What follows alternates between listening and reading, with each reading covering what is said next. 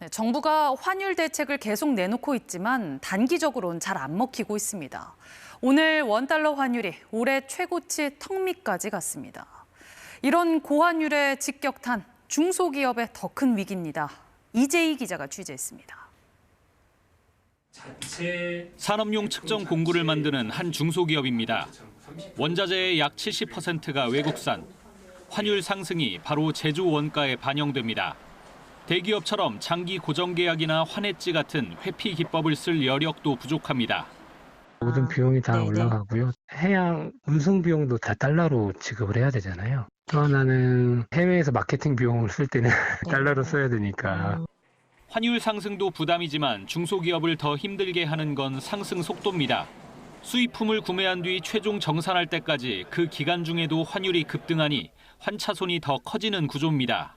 올해만 지금 가격을 3번을 인상했어요. 환율이 저희가 처음에 수입할 때 가격, 고객한테 팔 때 가격, 저희가 구매한 금액을 다시 송금을 시켜줄 때 가격이 하나도 안 맞는 거예요.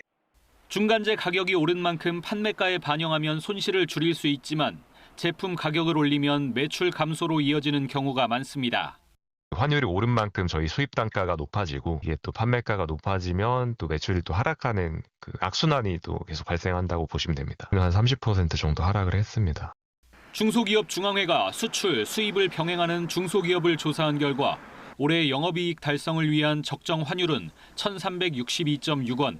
오늘 환율은 연고점을 찍은 4월 9일 이후 두 번째로 높은 1,483.6원. 120원 이상 비싼 상황입니다. 환율이 이틀 연속 1,480원 위에서 주간 거래를 마친 건 금융위기 이후 16년 만입니다. KBS 뉴스 이재입니다.